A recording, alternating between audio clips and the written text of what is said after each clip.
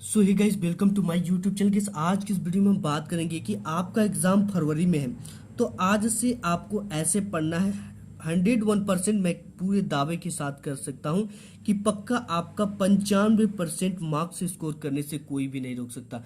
केवल आपको कुछ टिप्स और जो चीजें ट्रिक बताऊंगा उसको आपको ध्यान में रखना है। सभी बच्चे देखो, कोई भी जो टॉपर होता है वो इसी महीनों में अपने ताकत को झोंकता है, ठीक है। तो आपको वो क्या करना है कि आप भी एक टॉपर बनकर उभरो, तो वो इस आज के वीडियो में वही चीजों पे मैं डिस्कस करने वाला हूँ, ठीक है। तो सबसे पहले मैं बात करूंगा कि इस वीडियो को दो तरह के छात्र देख रहे हैं, ठीक है। पहला वो छात्र हैं जिनकी तैयारी केवल 30% हुई है। दूसरा वे छात्र जिनकी तैयारी 70% की हुई है, ठीक है। तो इन दोनों के लिए मैं ऐसा ट्रिक बताऊंगा कि तो 95% मार्क्स तक आप भी स्कोर कर पाओगे। तो देखो आपको करना क्या है, ठीक है। सबसे पहले आप समझ लो कि वर्क्स कितने प्रकार के होते हैं, ठीक है। जो आपके वर्क होते हैं वो 3 प्रकार के होते हैं। सबसे पहला होता है smart work, hard work, work, ठीक है। तो आप देखो ये इसका समय बीत गया, हार्ड वर्क भी करने का समय बीत गया और स्मार्ट वर्क करने की जरूरत है। अब देखो स्मार्ट वर्क कैसे करना आपको। देखो हार्ड वर्क वाले क्या करते हैं, हार्ड वर्क वाले क्या करते हैं, शुरू से लेकर, ठीक है, चैप्टर 1 से लेकर अभी तक चैप्टर इंड तक पढ़ते हैं, ठीक है।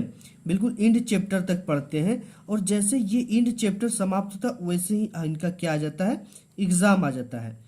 तो ये एग्जाम देने चले जाते हैं, ठीक है। और इनके मार्क्स कितने आते हैं, इनके बहुत ज्यादा मार्क्स आएंगे। तो इससे ज्यादा मार्क्स नहीं आ जाएंगे, ठीक है। 60% से ऊपर मार्क्स नहीं आएंगे इनके। और देखो हार्ड वर्क वाले क्या होते हैं कि हार्ड वर्क करते खूब ज्यादा मेहनत किया, ठीक है, बहुत अच्छे से मेहनत किया, फिर क्या कर रहे हैं, ये पूरा किताब लेकर शुरू से रिवीजन करना स्टार्ट कर देते हैं और किताब से ही रिवीजन करते हैं। सोचते कि बाद में तैयारी करना है, ऐसे ऐसे करना है, तो किताब लेकर रिवीजन करते हो, काफी मेहनत करते, मेहनत करने के बाद जो इनका रिजल्ट आता है केवल 70% मार्क्स का ही आता है।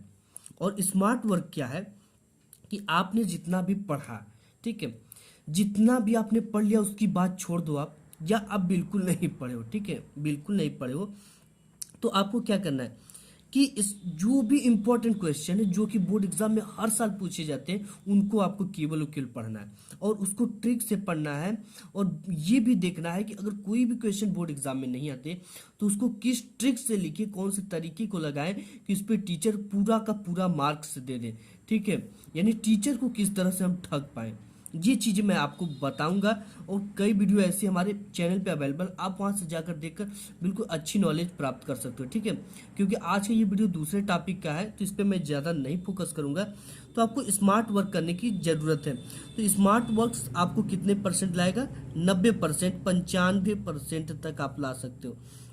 क्यों, क्योंकि इसमें आप वही क्वेश्चन पढ़ो जो बोर्ड एग्जाम में आना है, बिल्कुल मेहनत से पढ़ना है और क्वेश्चन सभी सब्जेक्ट के ले लेना है, ठीक है। उसमें जो भी इंपॉर्टेंट क्वेश्चन है उसको पढ़ना है और जैसे ट्रिक से फॉलो करना है। जैसे कोई भी चीज आपको याद नहीं होती तो उसके लिए एक ट्रिक बनाओ, उसको अपने शब्दों में समझो, कुछ कोडिंग लगाओ कि मैं इस कोड से इस पूरे आंसर को समझ जाऊं, ठीक है। जैसे कि हम लोग बता दें आपको कि सोरठा छंद जब याद करते थे, ठीक है, तो सोरठा छंद का जो उदाहरण होता था वो भूल जाता था, ठीक है। तो हम लोग तो इसके लिए हम क्या करते थे, यस यस एक ट्रिक बनाए थे कि इसका जो उदाहरण था वो क्या था, वो क्या, तो सोरठा छंद का उदाहरण बहुत ज्यादा कंफ्यूजन हो जाता था। तो सोरठा छंद का उदाहरण ये यस लगा देते थे, यस यस, यानी सुनि केवट के बैन प्रेम लपेटे अटपटे, ये वाला उदाहरण, ठीक है। जैसे आपको साइंस में हो गया तो ट्रिक क्या लगाएंगे, जैसे अवतल दर्पण के लिए, ठीक है, अवतल दर्पण के लिए जो फोकस होता है वो ऋणात्मक होता है और जो उत्तल दर्पण के लिए फोकस होता है वो धनात्मक होता है। तो एफ बराबर अरुध, हम सूत्र इसका याद कर लेते थे, ठीक है। यानी कि अगर ये अवतल दर्पण है तो इसके लिए ऋणात्मक रहेगा, उत्तल दर्पण है तो फोकस धनात्मक रहेगा, ठीक है। इस तरह से आपको स्मार्ट वर्क करना है। और आपको हम बता दें कि सभी सब्जेक्ट के आपको क्वेश्चन बैंक ले लेना है, मार्केट में आ गए हम। सबसे ज्यादा महत्वपूर्ण प्रश्न पढ़े, जो चैप्टर पढ़े उनके इंपॉर्टेंट क्वेश्चन को क्वेश्चन बैंक से ही सॉल्व कर लें, ठीक है। क्वेश्चन बैंक से आपको सॉल्व करना है जो सबसे महत्वपूर्ण क्वेश्चन है। और आपको पता कैसे चलेगा कि वो क्वेश्चन महत्वपूर्ण है, आप देखोगे तो वो दे रखेगा इस तरह से कि ये 2022 में आया हुआ है, 23 में आया हुआ है, 24 में आया हुआ है, 25 में आया हुआ है। इससे आपको क्या चलेगा कि ये क्वेश्चन इंपॉर्टेंट है। आपको उन महत्वपूर्ण बिंदुओं पर फोकस करो जो एग्जाम की दृष्टि से काफी ज्यादा महत्वपूर्ण है।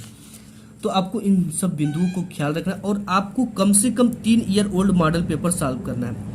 अब देखो ये मॉडल पेपर के लिए मैं क्यों ज़्यादा से ज़्यादा प्रेशर कर रहा हूँ, क्योंकि अगर आप 3 मॉडल पेपर सॉल्व कर लेते तो मैं पूरे दावे की कह सकता हूँ कि आपका 60% मार्क्स बिल्कुल पक्का हो गया, क्योंकि इसी 3 साल 5 साल से बनता है पेपर, 5 साल पीछे के पेपर को लेकर। तो आप 3 साल के अगर पेपर को सॉल्व कर लेते हो, टाइम बचता है, तो आपका 60% मार्क्स रखा हुआ है। ठीक है, एग्जाम टाइम में स्मार्ट वर्क करें, कभी भी पूरी किताब से रिवीजन आपको नहीं करना है। देखो 3 ईयर के मॉडल पेपर सॉल्व, कभी कभी ऐसा होता है कि ज़्यादा से ज़्यादा क्वेश्चन मॉडल पेपर से फंसते, जरूर फंसते हैं। ठीक है, तो इसके बाद देखो सभी सब्जेक्ट इंपॉर्टेंट होता है और सभी सब्जेक्ट को समान समय दें। अगर देखो जैसे हिंदी है, ठीक है, हिंदी को भी आप कितना 30 मिनट पढ़ो। ये नहीं कि चलो यार एग्जाम आएगा तो हिंदी तैयारी कर लेंगे, ऐसा आपको नहीं सोचना है। इंग्लिश को भी आपको भोर में उठना है, इसके शॉर्ट और लॉन्ग आंसर और जो लॉन्ग टाइप के आंसर होते हैं उन्हें लिख लिख कर प्रैक्टिस करनी है। ठीक है, मैथ को भी आपको 2 आवर देना है। कितने आवर? 2 आवर, इसे 1 आवर दे दीजिए। इसके बाद आपको साइंस को भी 2 आवर देना है। ठीक है, साइंस भी उतना ही इम्पोर्टेंट है। इसके बाद आपको सोशल साइंस है आपका, या केमिस्ट्री है या फिजिक्स है, तो उसे अपने हिसाब से आप समय दे सकते हैं। आर्ट में भी सप्ताह में 1 दिन 2 दिन 3 दिन समय देना है। ठीक है, सप्ताह में आप 2 दिन भी दे दोगे तो बहुत है आर्ट कला के लिए, अगर आपका कला सब्जेक्ट है तो। इसके साथ जैसे मैं आपको बता दूं कि अगर आपने हिंदी में, आपका मैथ बहुत अच्छा है, ठीक है, आपने मैथ में अगर 70 मार्क्स का है तो 70 मार्क्स में से आपने 65 मार्क्स ला दिया, और आपने हिंदी में कितना लाया? 70 में हिंदी में आपने ला दिया 30 नंबर, तो ये आपके रिजल्ट को बिगाड़ देगा। ठीक है, तो देखो 70 नंबर का ये भी है, 70 नंबर का ये भी है, 70 नंबर के, तो सभी सब्जेक्ट को आपको समान समय देना है और इनकी तैयारी अच्छे से करना है। इसके साथ ही साथ मैं बात करूँ कि सभी सब्जेक्ट का रिवीजन करें। आपकी कोशिश यह होनी चाहिए कि रिवीजन लिख लिख कर करें। इससे होता क्या है कि आपकी राइटिंग तो सुधरेगी, आपका दिमाग लिखी हुई चीज़ों को अच्छी तरह से पकड़ता है, और एग्जाम हॉल में अगर आप जाते हो ना तो याद किया हुआ चीज़ भूल सकते हो, लेकिन हाथ से लिखा हुआ चीज़ जल्दी से जल्दी याद हो जाता है। दिमाग पर जब प्रेशर पड़ता है तो आपका कैरेक्टर ऑटोमेटिक बाहर आ जाता है।